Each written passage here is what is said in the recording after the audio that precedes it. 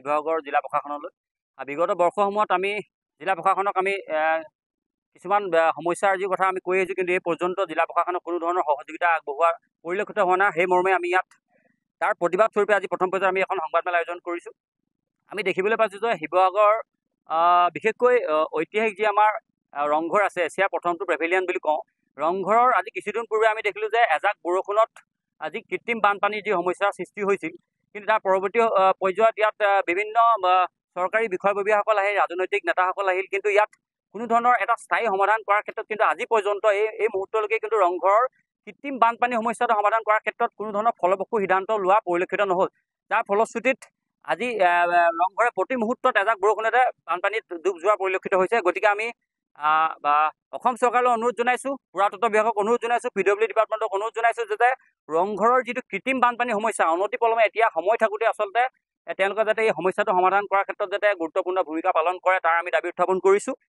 তাৰ সমান্তৰালকৈ যিখন এছিয়াৰ মানে আমাৰ স্বৰ্গদেউসকলৰ দিনতে প্ৰথমখন যিখন চিৰিয়াখানা বুলি কোৱা হয়, যিখন পহুগড়ৰ কথা ক'ব বিচাৰিছোঁ আমি, এই পহুগড়খন তাহানি দিওঁতে স্বৰ্গদেউসকলৰ যি উচ্চ মানদণ্ডৰ চিন্তা চৰ্চাৰে আচলতে এটা বিজ্ঞানসন্মত দৃষ্টিভংগীৰে যিখন আমাৰ চিৰিয়াখানা নিৰ্মাণ কৰি থৈ গৈছিল পহুগড়, এই পহুগড় বৰ্তমান সময়ত এলাগী হৈ আছে। এই পহুগড়ক যাতে এটা বৰ্তমান সময়ত বিজ্ঞানসন্মতভাৱে সংৰক্ষণ আৰু সৰ্বাৱৰ্ধন কৰি পৰ্যটকৰ আকৰ্ষণৰ কেন্দ্ৰবিন্দু কৰি যাতে তোলে, তাৰ আমি টাইম স্বতন্ত্ৰ দাবী উত্থাপন কৰিছোঁ। ইয়াৰ সমান্তৰালকৈ আমি যমুনাৰ কথা ক'ব বিচাৰিছোঁ। যমুনাৰ যি অবৈধ বেদখল হৈছে, এই যমুনাৰ অবৈধ বেদখলে অনাগত দিনত যে যমুনাখন যে ইতিহাস প্ৰসিদ্ধ এখন যমুনা, যিখন যমুনাৰ লগত ঐতিহাসিক দৌল দেৱালয়, শিৱসাগৰ পুখুৰী যি প্ৰাণী ভাৰসাম্যতাৰ লগত আজি গোটেই ইত্যাদি কথাবোৰ জড়িত হৈ আছে, এই যমুনাখন আচলতে এচাম লোকৰ অবৈধ দখলৰ ফলত যে নিশেষ হৈ গুচি যাব, আৰু বৰ্তমান যমুনা এখন ডাম্পিং গ্ৰাউণ্ডলৈ পৰিণত হৈছে। গতিকে জিলা প্ৰশাসনক আমি অনুৰোধ জনাইছোঁ যাতে যমুনাখন সংৰক্ষণ কৰাৰ ক্ষেত্ৰত যাতে এটা বিহিত ব্যৱস্থা গ্ৰহণ কৰে। আৰু ইয়াৰ সমান্তৰালকৈ যমুনাৰ ওপৰত কোন শ্ৰেণীৰ মানুহে বসবাস কৰি আছে, যমুনাত কোনে দখল কৰি আছে, এই প্ৰশ্নবোৰ আমি কৰিছোঁ প্ৰশাসনক। যমুনাক আচলতে দখল কৰাই নহয়, ইয়াত পটা কোনে পাইছে আৰু পটা কোনে প্ৰদান কৰিছে, কোন সময়ৰ পৰা কোন বিষয়ববীয়াসকল থকা অৱস্থাত চৰকাৰী আমোলাৰ বিষয়াৰ আশিক পুষ্ট হৈ আচলতে সেইসকল লোকে যমুনাৰ ওপৰত আচলতে পটা পাইছে, সেই যিসকল লোক জড়িত পটা দিয়াত, মণ্ডলেই হওক বা জিলা আয়ুক্ত কাৰ্যালয় কোনোবা বিষয়ববীয়া হওক, তেওঁলোকক যাতে গ্ৰেপ্তাৰ কৰিব লাগে, এটা দৃষ্টান্তমূলক শাস্তি দিব লাগে, যাতে ইয়াৰ আমি দাবী উত্থাপন কৰিছোঁ। আৰু ইয়াৰ সমান্তৰালকৈ ৰংগনাথ মন্দিৰ, যি ঐতিহাসিক মন্দিৰ, ৰংগনাথ মন্দিৰৰ যি আচলতে দুৰাৱস্থা, বৰ্তমান সময়ত এজাক বৰষুণত ৰংগনাথ মন্দিৰ বুৰ যোৱাৰ যি অৱস্থা, এই ৰংগনাথ মন্দিৰ যি পানীৰ সমস্যা যাতে এটা নলাৰ স্থায়ী সমাধান কৰে, আমি তাৰ দাবী উত্থাপন কৰিছোঁ। আৰু আমি এটা কথা ক'ব বিচাৰোঁ যে আগন্তুক এতিয়া নৱবৰ্ষ আহি আছে। নৱবৰ্ষত আমি এটা কথা লক্ষ্য কৰোঁ যে ৰংঘৰ, কাৰেংঘৰ, তলাতল ঘৰত যথেষ্ট সংখ্যক পৰ্যটকৰ ভিৰ হয়, আৰু পৰ্যটকৰ এই ভিৰৰ ফলত আচলতে তলাতল ঘৰৰ ছাদখনত আচলতে কোনো ধৰণৰ লিমিটেশ্যন নাই, আচলতে বহুত হাজাৰ হাজাৰ মানুহ উঠি থাকে।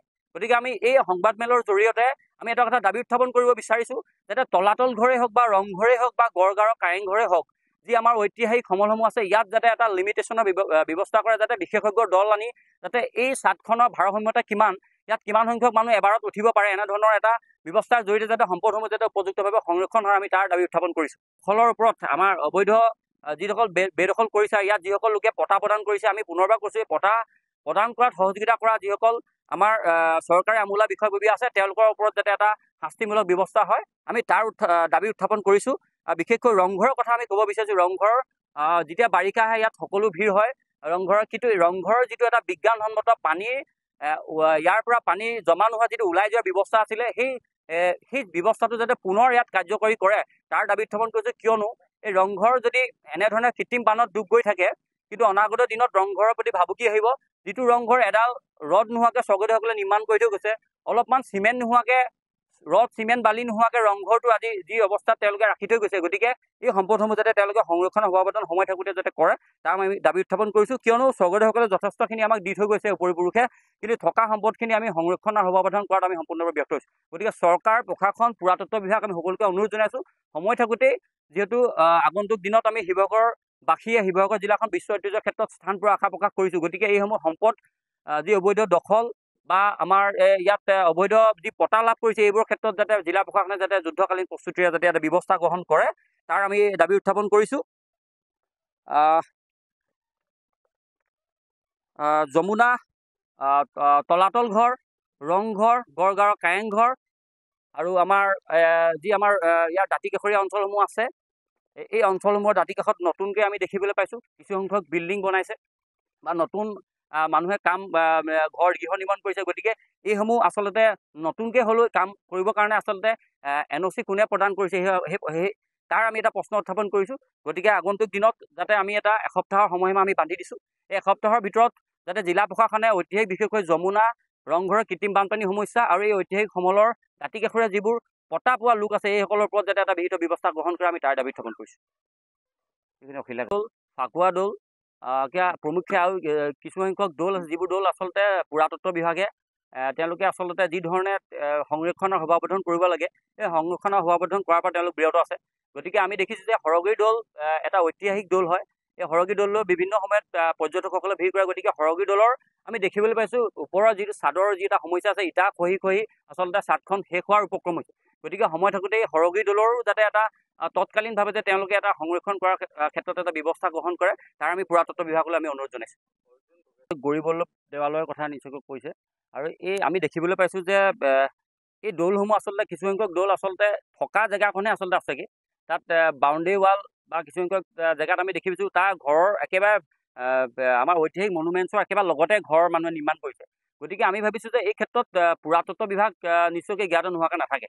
গতিকে যিসকল বিষয়ববীয়াৰ আচলতে নিৰ্দেশত বা যিসকল বিষয়ববীয়াৰ বা ইয়াত আশীৰ্বাদ পুষ্ট হৈ আচলতে সেইসকল লোকে আচলতে ইয়াত পতা লাভ কৰিছে বা তাত ঘৰ নিৰ্মাণ কৰিছে, তেওঁলোকৰ ওপৰত এটা বিহিত ব্যৱস্থা হওক, তাৰ আমি দাবী উত্থাপন কৰিছোঁ। আৰু বিশেষকৈ এটা কথা আপুনি কৈছে যে ইয়াত কিছুসংখ্যক লোকে আচলতে তামৰ ফলিৰ পতাৰ আচলতে ৰজাৰ দিনত দি থৈ যোৱাৰ কথা দোহাই দি আচলতে ঐতিহাসিক সম্পদসমূহ বেদখল কৰি ৰাখিছে। গতিকে এই ক্ষেত্ৰত পুৰাতত্ব বিভাগৰ যিবোৰ আইন আছে, আইনৰ প্ৰক্ৰিয়াৰ মাজত থাকি যাতে তাৰ ওপৰত যাতে পুৰাতত্ব বিভাগে যাতে বিহিত ব্যৱস্থা লয় আৰু এই ক্ষেত্ৰত যাতে জিলা প্ৰশাসনে যাতে সহযোগিতা আগবঢ়ায়, আমি তাৰ আশা প্ৰকাশ কৰিছোঁ।